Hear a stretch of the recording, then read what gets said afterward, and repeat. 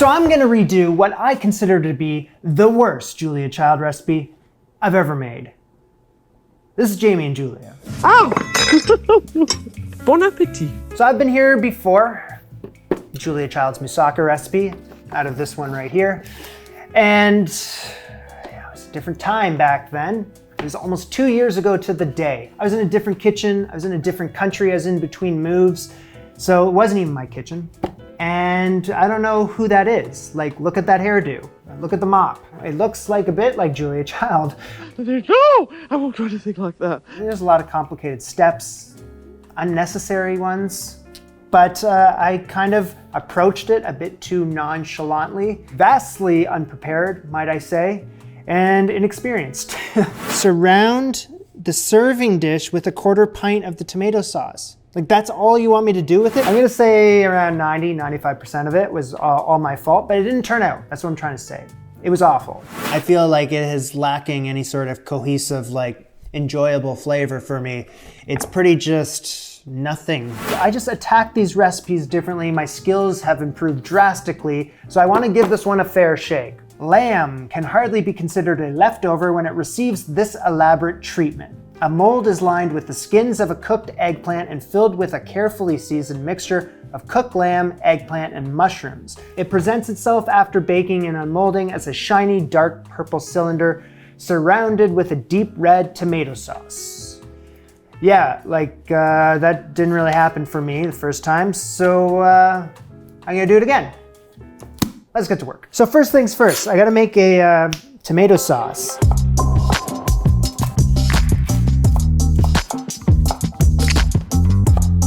Saucepan. So I'm gonna get a medium heat on that mofo. We're gonna need 3 tablespoons of butter and a tablespoon of oil, carrots, celery, onion. So I got 1/4 cup of each, all diced up, along with around 2 tablespoons of minced up, more or less, bacon. This looks and smells beautiful. It is not browned. It's been 10 minutes. So last time around, this was a very confusing step for me because the cookbook says blend the flour with all of this stuff here. And my pea-sized little brain couldn't figure out what that meant last time. I'm only at the tomato sauce and I'm already confused by some of the phrasing in this book. It says blend the flour in the ham in the vegetables. Like with a blender, or am I just adding it in? This time around, well, I've done this a million times now, but I gotta blend the flour. This is 1.5 tablespoons. Cook it for 3 minutes, just like this. I'm gonna add in 1.5 cups of boiling beef stock. You're supposed to do that off the heat, so just cool your jets for a second. Okay, done. Back on the heat. Chopped ripe tomatoes with the seeds and the skin on, and I need 2.5 cups, 4 pounds worth. In it goes. Just a little tiny 1/8 teaspoon of sugar, 1/4 teaspoon of salt, 2 unpeeled cloves of garlic. There's 2 there. She says half a bay leaf. I'm just gonna use a full one. You know why. Because I'm not driving. 1/4 teaspoon of thyme. Don't you dare forget about 4 parsley sprigs. Yes, they've been washed. So I gotta simmer this for 1.5 to 2 hours. That's why we did this first. Do that. Next up is a brown sauce, classical French brown sauce. And I'm gonna be following similar steps to what I just did with the tomato sauce. Honestly, this is something that in the previous video, I didn't realize I needed it until I needed it. Flour-based brown sauce, which will take 2 hours. 2 hours for 100 milliliters of sauce. But I know it's coming up. I'm gonna need it. I read the recipe. Another saucepan, medium heat. Now you need 6 tablespoons of clarified butter or rendered pork fat. And I have leftover clarified butter from the Thomas Keller recipes, AO, but I only have 2 tablespoons worth. And the rest will be pork fat. The next step's gonna be slightly familiar. I have roughly chopped onion, celery, carrot, 1/3 cup of each. And let's get that in there first. No talkies. With 3 tablespoons of diced bacon or ham, if you have ham. I'm gonna cook this in the butter and the fat for 10 minutes. So I'm gonna add in, this is what, 4 tablespoons of flour this time. Blend it in with a wooden spoon and cook it on a low heat for 8 minutes. Flour can't brown, but it needs to turn a golden color. I mean, technically it already has, but yeah, let's just wait the time anyway. I got beef stock, which is boiling. This is 4 cups worth. Oh, I missed a bit. And then there's another 2 cups worth. This time we're not gonna spill it. Then we're gonna whisk, whisk, whisk vigorously. That flour mixed in with the stock. No clumps, no clumps.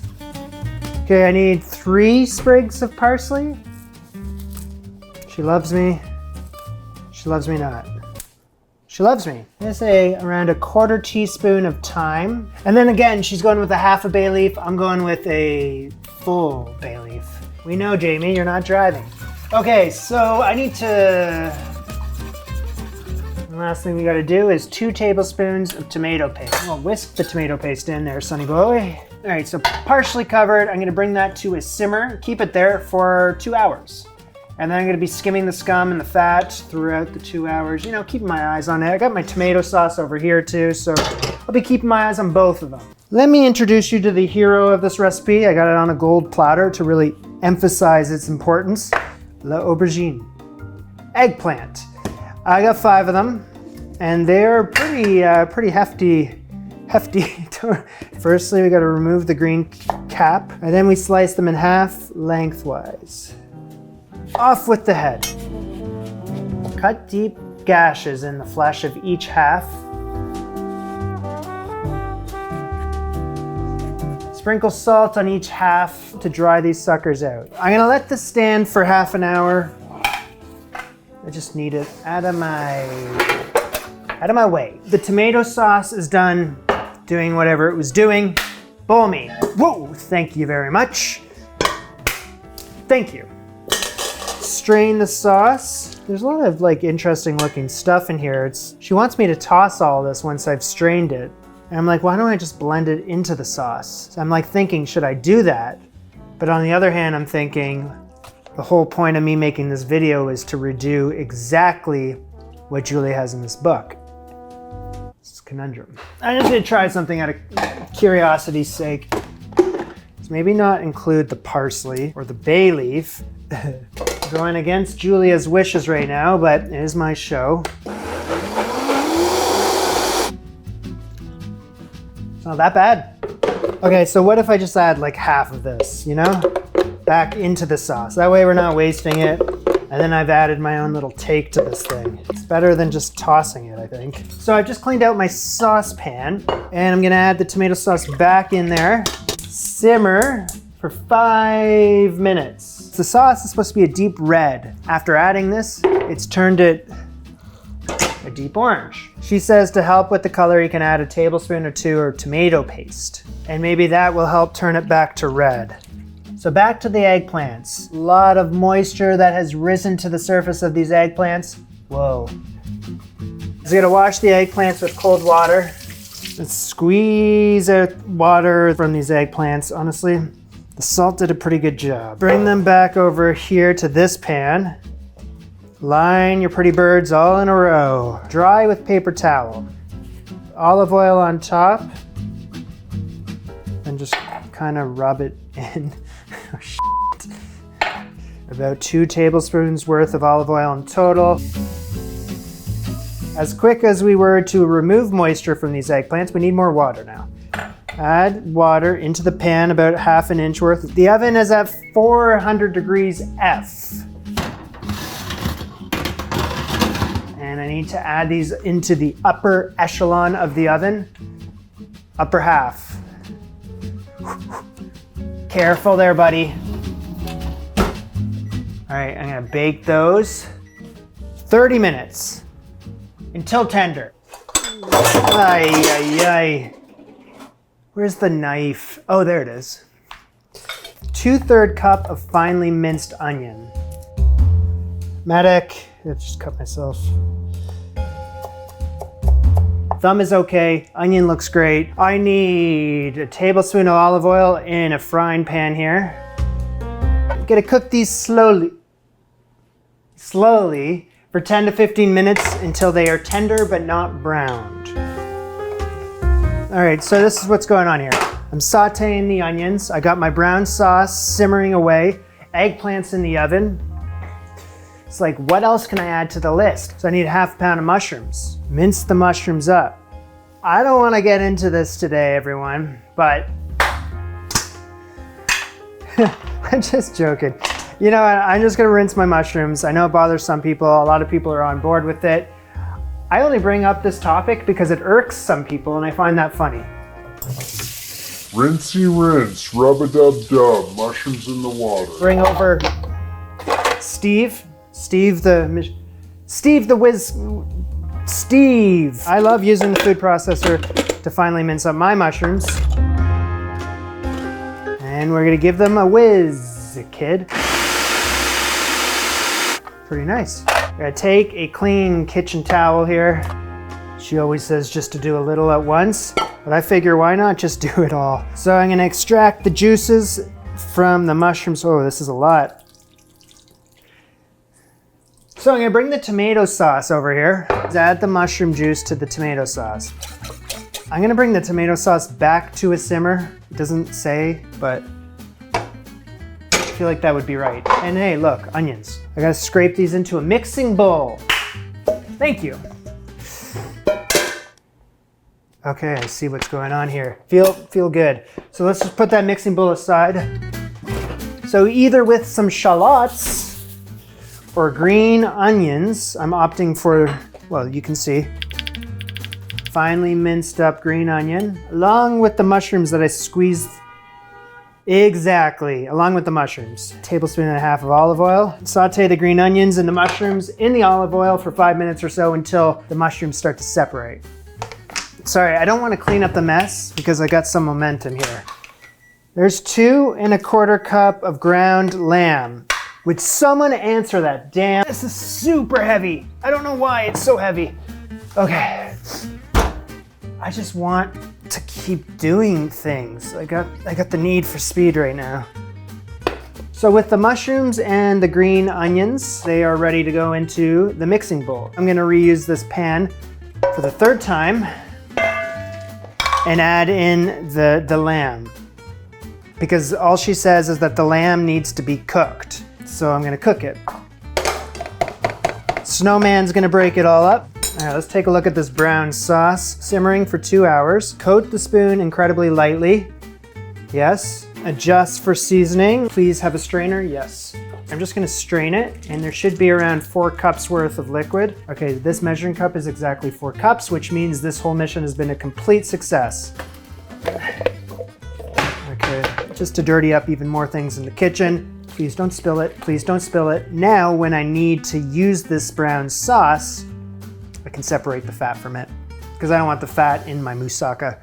So I'm just gonna keep that off the side to let it cool down for a bit. I'm gonna take a second to breathe. Okay, these should be ready now.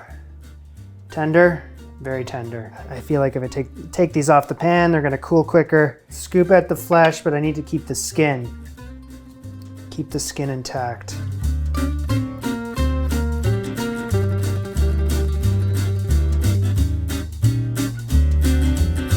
That is as much flesh as I want to take away from these things because any more than that, it's just going to tear them. And this is by far the hardest part of this recipe, was keeping these intact.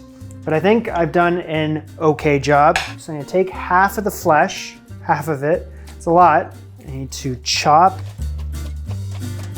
That's going to go in the mixing bowl with the onions and the mushrooms. So with the rest, I got to dice or slice the rest. I got Big Bertha here. Big Bertha. 3 tablespoons of olive oil, and let's get the flesh into Bertha. What? You gotta brown that lightly. Going back a few years, the make or break moment in the recipe, there's a few of them, but the big one was that I did not have the right vessel to cook this thing in. I was completely idiotic. I was completely idiotic. So what I ended up using on the show was my braising dish. Well, not this one, but another one that was similar to this. And it wasn't the right thing to do. Yeah, it was, I don't know, everything was wrong. What Julia's calling for is the Charlotte mold. Owning this is the main reason why I'm able to cook this thing up the way I want to today. Now I can attempt her actual vision. So I've just kind of oiled up my Charlotte. What I gotta do is line it with the eggplant skins. They're purple sides against the mold. Place each lengthwise, a pointed end at the center. Okay. Oh, this is gonna work. So I don't know why I was so confused about this a few years ago. It makes perfect bloody sense to me now that I have the Charlotte pan. It looks absolutely revolting, but I hope that once I add the filling, it will change things. So I just leave this off to the side. 2 cups and a quarter of the ground cooked lamb. Okay, sauce the fat. A teaspoon of salt and around a half a teaspoon of pepper, half a teaspoon of ground thyme, half a teaspoon of rosemary, clove of garlic mashed. Get that all incorporated very well. I got the brown sauce in my fat separator, 2/3 cup of it. That looks interesting. Next up, 3 eggs. I'm watching for eggshells, don't worry. And then another 3 tablespoons of tomato paste. Mix that all together. Come over here, Charlotte mold.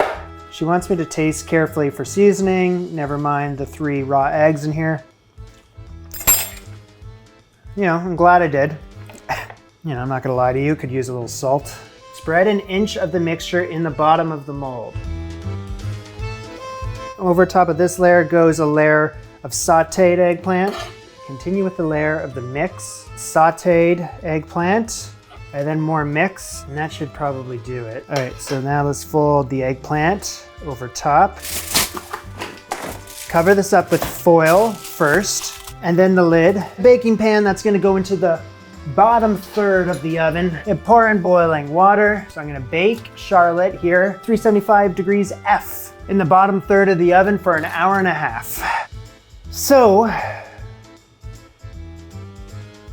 I have somewhat of a mess on my hands here.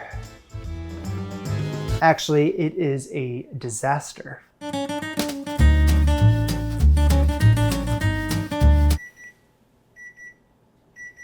It's time.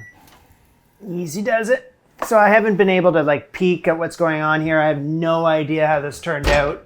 So I'm gonna remove it to my pizza pan. I gotta let this cool for 10 minutes. So firstly, let's take this tin foil off. Oh boy. 1, 2, 3.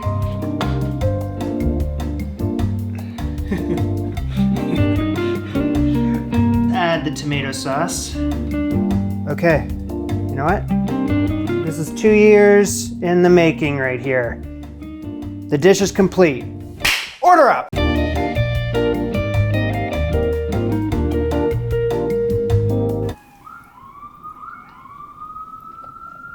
Ambulance on standby. Whoa!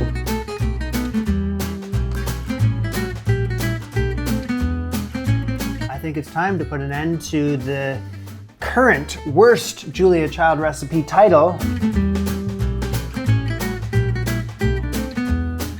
All right. You're supposed to eat the skin, the eggplant skin.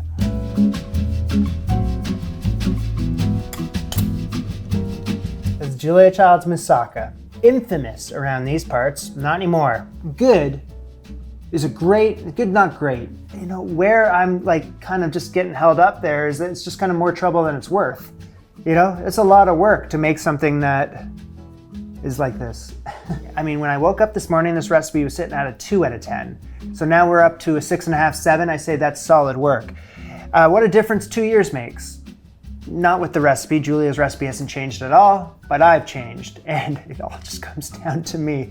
So sorry, Julia, for shifting all the blame over to you. I like to take some of that back. Like a traditional moussaka has, it could have cheese, potatoes, bechamel sauce in it, and I mean, it could vary from wherever you are eating it. And, country to country, region to region. This one is just for whatever reason missing those components. And it's most curious with the bechamel and the cheese, because bechamel is one of those French mother sauces, and Julia loves her cheese. We're in a French cooking cookbook. It's kind of perplexing that it's not in this recipe. This thing mostly reminds me of a meatloaf, like an eggplant and lamb meatloaf. I'm gonna wrap this thing up because I don't even want to tell you how late it is right now. It's after midnight. It's 12:30. 12:30, just a late night snack with this moussaka recipe. Off to bed I go. This was Jamie and Julia. Bon appetit. Au revoir.